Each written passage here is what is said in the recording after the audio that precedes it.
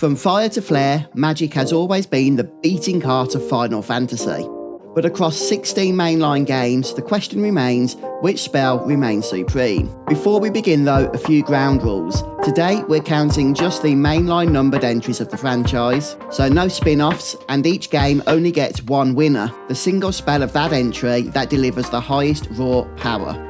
I've decided that summons won't qualify since technically they are entities, not spells, and limit breaks will only make the cut if the character is actually casting a spell. So Omnislash is not included, but other options may be fair game.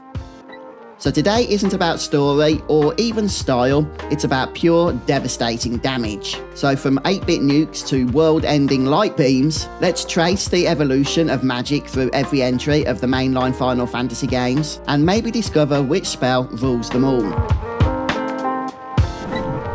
And jumping right in with the very first Final Fantasy, true magical power had a name here, Flare. Also known as Nuke on the NES, this level 8 black magic spell wasn't simply strong, it was the ultimate test of your arcane might. Bought only in the hidden city of Lufenia and reserved for the Black Wizard, Flare unleashed massive non-elemental damage on every enemy at once. No weaknesses to exploit, no resistances to worry about, just pure destruction. Even legendary foes like Chaos and Lich could wield it, a mark of how feared this spell truly was. And for those who sought ultimate power, relics such as the Judgment Staff and Ragnarok could channel it too. In later versions, its MP cost was set to 50, a pretty fitting price for the strongest offensive spell in the game. Indeed, from the moment you first cast it, Flare defined what strong Final Fantasy magic was going to be about. Overwhelming, unmistakable, and unforgettable. Final Fantasy II introduces us to the ultimate spell legend, Ultima. The word Ultima promised limitless power, but in this original release, it was more myth than miracle. Classified as a white magic, Ultima's strength wasn't tied to intelligence or spirit. Instead, its damage scaled from the total number of spells and weapon skills your characters had mastered. The more versatile your hero, the stronger Ultima became. Now on paper, that made it the most powerful spell in the game, capable of surpassing both Flare and Holy. But in the NES version, a coding bug left it broken and weak, barely scratching 500 damage even after all that effort. Later versions finally fulfilled the promise. In the Pixel remaster, Ultima grows stronger as your party's magic and weapon levels rise, ignoring magic defense entirely. Give it to Leon or Minwu and it can erase entire enemies in a single cast. No penalties and no mercy.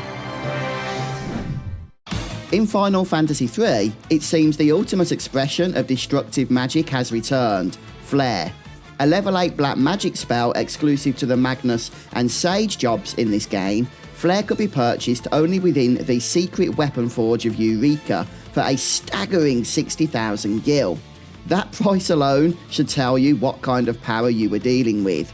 With a base power of 320, Flare focused all of its energy onto a single target.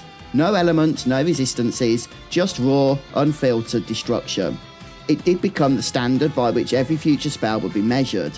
Even mighty foes such as Titan and Echidna could unleash it, proving it wasn't just for the heroes. Simple in design but devastating in execution, Flare in FF3 cemented its legacy, the ultimate spell of pure focus power. In Final Fantasy IV, Meteor wasn't just another spell. It was the stuff of legend, costing a whopping 99 MP and carrying the longest casting time in the game. Meteor was the ultimate test of a mage's mastery. With a spell power of 800 in some versions of this game, it ignored Reflect, Shell and even magic defense. Nothing could blunt its impact. Teller regained Meteor on Mount Ordeals, but with only 90 MP, he can't actually cast it, a perfect metaphor for knowledge gained too late.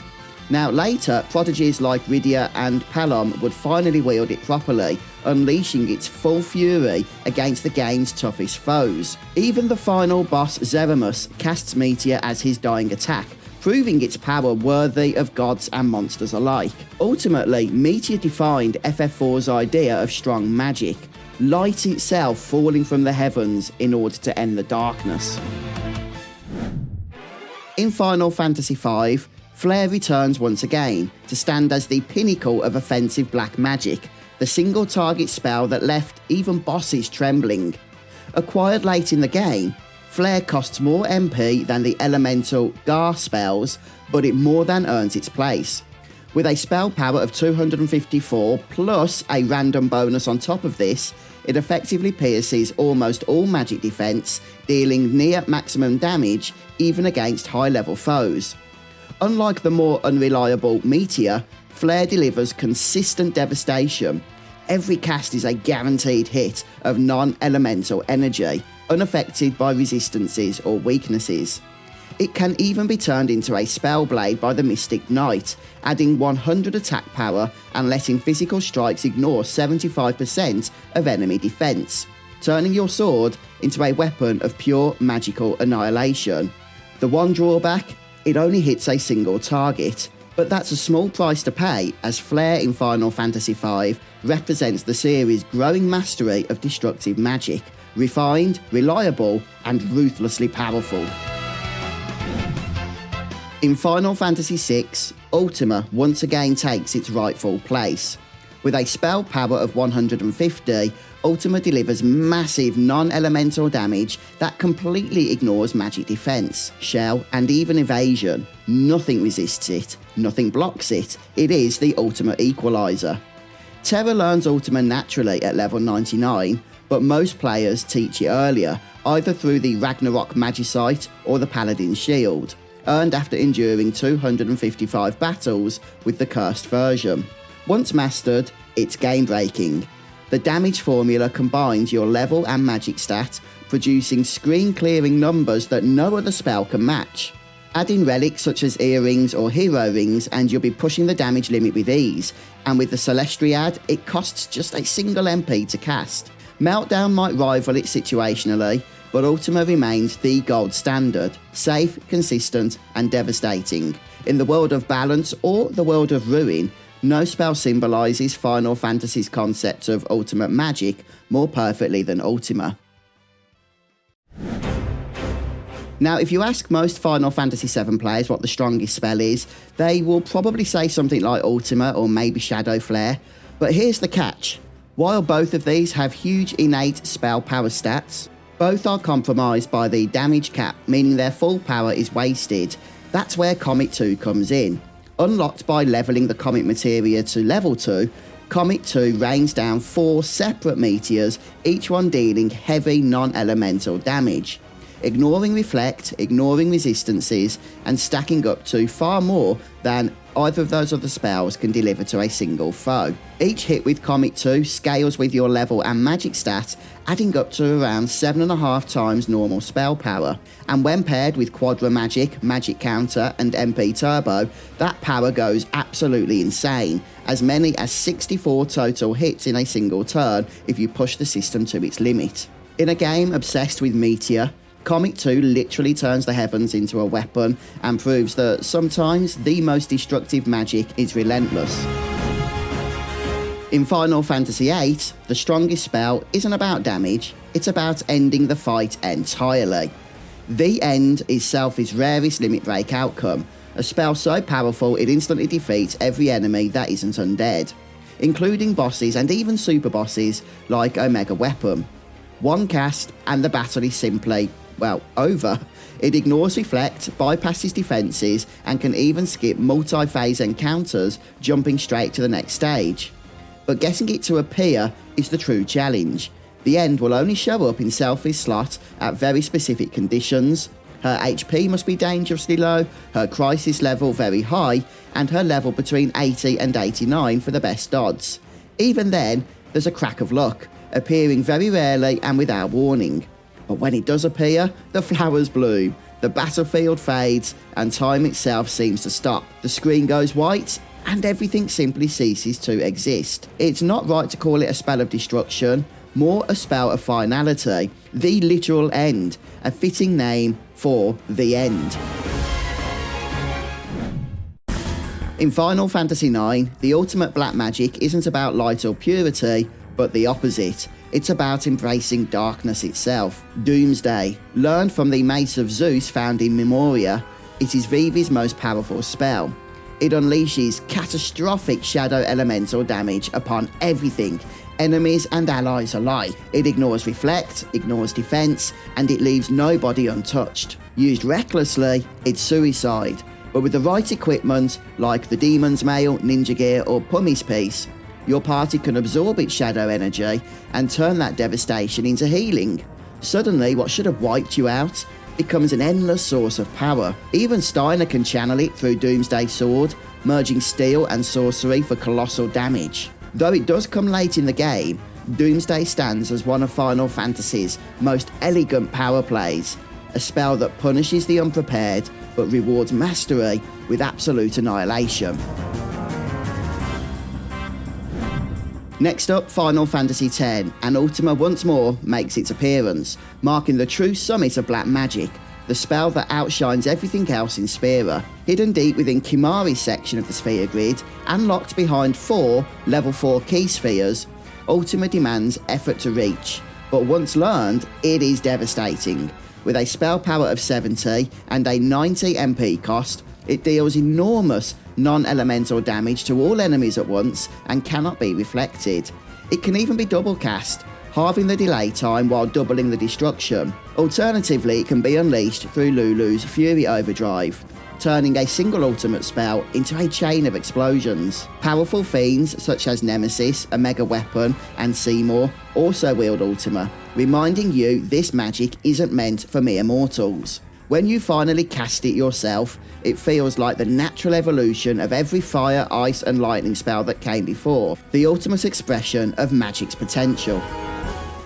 And folks, if you are enjoying this breakdown of the strongest spells in each game, please do remember to hit the like button and subscribe to be notified of future content, and if you want to watch some of that content before anybody else, then consider signing up as a channel member where you can gain up to 4 days early access to my new videos. Next up is Final Fantasy XI, where Meteor isn't a solo spell, it's a ritual of destruction. This legendary incantation can only be cast while Elemental Seal is active, and it demands the combined focus of up to 6 black mages in the same party. When they cast together, the spell fires just a single time, but its power multiplies with every additional caster, culminating in a single, devastating impact that no foe can resist. The spell ignores elemental affinities, cannot be resisted, and scales directly with elemental magic skill, making it one of the few tests of coordination and mastery. Once it strikes, the heavens fall, and for a brief moment, 6 mages share the power of the gods. In Final Fantasy XII, the most devastating spell is Pure Annihilation. Scathe is the pinnacle of black magic, dealing massive non-elemental damage to every enemy in range. It scales directly with your level and magic power, and in the Zodiac versions, it can be found surprisingly early, hidden deep within the Lusu mines, long before most players are ready to control that kind of power. Costing 70 MP to cast, Scathe fires a blinding beam that erupts into a spherical blast, vaporizing everything around it. It ignores all the usual resistances, meaning no enemy can hide behind elemental protection. With Faith, Magic Gloves or the Serenity License, its damage skyrockets, and the Spellbreaker effect can even double it when your HP runs low. It is the ultimate spell for black mages, dangerous, draining and spectacular. In Ivalice, where the elements are fickle and enemies evolve, Scathe isn't simply a spell, it is the definition of absolute magical dominance. In 2009, Square released Final Fantasy XIII, and here the strongest spell doesn't come from raw elemental power, it comes from Hope's Last Resort. Unlocked at the 9th stage of the Crystarium, Last Resort is Hope's ultimate full ATB ability, an 8-hit magical strike that cascades across every enemy on the field. Each blast deals pure non-elemental damage that completely ignores resistances and weaknesses alike. Fueled entirely by the magic stat, its attacks hit with unwavering consistency, 100% damage no matter what stands in your way, and when used against a staggered enemy, its chaining potential explodes, driving the gauge to max faster than almost any spell in the game. I really think it looks great too, with its animation echoing the holy spell from Final Fantasy X as radiant light tears through the darkness. Although it does require a full ATB bar, in the right hands, Last Resort is the ultimate magical finisher of FF13. For Final Fantasy II MMO, the Dawn Trail expansion pack for 14 allowed black mages to reach a new pinnacle of destruction with the Flare Star.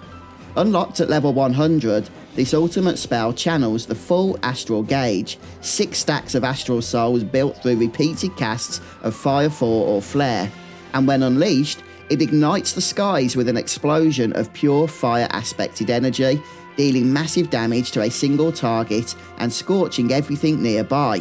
It's a modern evolution of the original Flare, not just stronger but also smarter, demanding perfect timing and mastery of the astral gauge. And when a black mage casts Flare Star, it's not simply another spell, it is the fiery signature of a sorcerer who's truly mastered the stars. Next up, Final Fantasy XV, and the strongest spell here isn't one you learn exactly, it's more one you build. Through Elemency, players can craft Maxicast, the ultimate fusion of the elemental spells, and when created with special catalysts like Zubeeks, it becomes limit break magic, powerful enough to shatter the game's damage cap. In fact, a single throw unleashes a storm of chained elemental blasts, striking again and again until everything on screen is vaporised.